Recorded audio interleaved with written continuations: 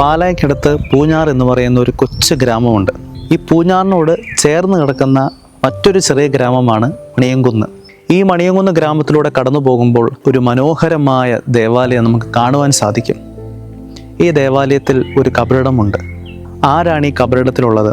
തൻ്റെ ജീവിതം മൊത്തം ഈശോയ്ക്ക് സമർപ്പിച്ച് സക്രാരിക്ക് മുമ്പിൽ ഒരു മെഴുതിരിയായിട്ട് എരിഞ്ഞു തീരാനായിട്ട് ആഗ്രഹിച്ച് തൻ്റെ ജീവിതം മൊത്തം കർത്താവിന് സമർപ്പിച്ച ക്രൈസ്തവ മൂല്യങ്ങളും അതുപോലെ ദൈവസ്നേഹവും അനേകരിലേക്ക് പകർന്നു കൊടുത്ത് പ്രാർത്ഥനയുടെ ഒരു അമ്മയായിട്ട് ജീവിച്ച ഒരു പുണ്യപ്പെട്ട അമ്മയുടെ കബറിടമാണ്.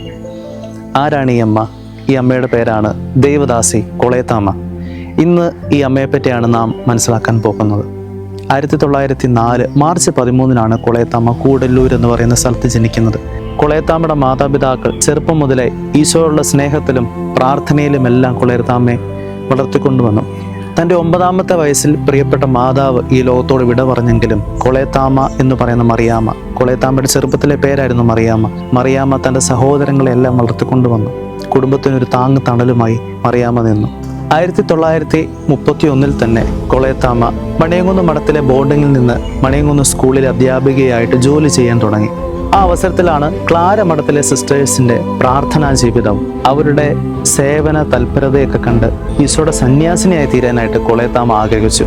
തൻ്റെ പിതാവ് കൊളയത്താമ്മയെ മഠത്തിൽ ചേരാനായിട്ട് അനുവാദം നൽകി. അങ്ങനെ 1931 തന്നെ കൊളയത്താമ്മ ക്ലാര മഠത്തിൽ അംഗമായി. 1937 ആഗസ്റ്റ് 12 മറിയാമ്മ എന്ന് അറിയപ്പെടുന്ന കൊളയത്താമ്മ ഈശോയുടെ സിസ്റ്റർ കൊളയത്ത് എന്ന നാമം സ്വീകരിച്ച് നിത്യവ്രത വാഗ്ദാനം നടത്തി. തൻ്റെ ജീവിതം മൊത്തം പ്രാർത്ഥനയുടെയും നന്മയുടെയും അതുപോലെ തന്നെ മറ്റുള്ളവർക്ക് സഹായം ചെയ്യുന്നതിൻ്റെയും ഒരു ഉദാത്ത മാതൃകയായിട്ടാണ് കൊളയത്താമ്മയെ സമൂഹത്തിലുള്ള സിസ്റ്റേഴ്സ് കണ്ടത്. മറ്റുള്ളവർക്ക് എന്ത് സഹായം ചെയ്യാനായിട്ടും കൊളയത്താമ്മ മുമ്പിലുണ്ടായിരുന്നു. ആ കാലഘട്ടങ്ങളിൽ സിസ്റ്റേഴ്സിന് പെട്ടെന്ന് ക്ഷയരോഗബാധിതരാകുന്ന ഒരു അവസ്ഥ ഉണ്ടായിരുന്നു. അങ്ങനെ ബാധിച്ചുകൊണ്ടിരിക്കുന്ന സിസ്റ്റേഴ്സിനെ പലപ്പോഴും സമൂഹത്തിൽ നിന്ന് മാറ്റി നിർത്തി. കൊളയത്താമ്മയ്ക്ക് തുടർച്ചയായ പനിയും ബുദ്ധിമുട്ടും അനുഭവിച്ച ആ അവസരത്തിൽ കൊളയത്താമ്മയെ മാറ്റി പാർപ്പിക്കാനായിട്ട് സിസ്റ്റേഴ്സും അധികാരികളും തീരുമാനിച്ചു. അതനുസരിച്ച് കൊളയത്താമ്മയെ മഠത്തിൽ നിന്ന് 1.5 കിലോമീറ്റർ അകലെയുള്ള ചെറിയൊരു പുരയിടത്തിലേക്കാണ് മാറ്റി താമസിപ്പിച്ചത്.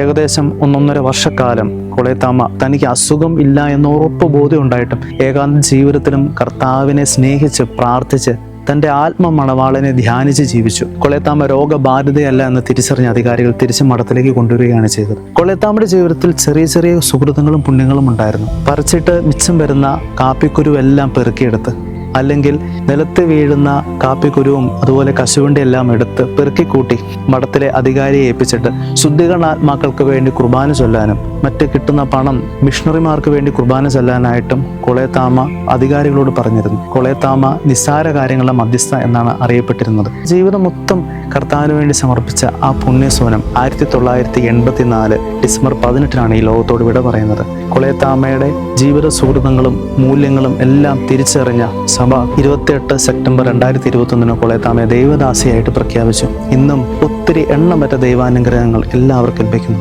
നമ്മുടെ ജീവിതത്തിലും കൊളയത്താമ്മയുടെ പുണ്യങ്ങളെല്ലാം പാലിച്ച് അതുപോലെ ഈശോയ്ക്ക് നമ്മുടെ വാക്കിലും പ്രവൃത്തിയിലും വിചാരത്തിലും സാക്ഷികളായി തീരാനായിട്ടുള്ള അനുഗ്രഹത്തിന് വേണ്ടി പ്രാർത്ഥിക്കാം. കൊളയത്താമ്മയുടെ ആ ജീവിത മൂല്യങ്ങൾ നമുക്കും പകർത്തി ഈശോയുടെ മറ്റൊരു സാക്ഷികളായി തീർന്ന് ഈശോയ്ക്ക് വേണ്ടിയും അതുപോലെ തന്നെ അവിടുത്തെ സ്നേഹത്തിന് വേണ്ടിയും എരിഞ്ഞു തീരുന്നവരായി തീരാം. അങ്ങനെ നമുക്കും നിസ്വാർത്ഥ സ്നേഹത്തിൻ്റെ അല്ലെങ്കിൽ നിസ്സാര കാര്യങ്ങളുടെ സഹോദരരായി മാറാൻ പ്രത്യേകമായി പ്രാർത്ഥിക്കാം. ദൈവദാസി കൊളയത്താമ്മേ, ഞങ്ങൾക്ക് വേണ്ടി അപേക്ഷിക്കണമേ.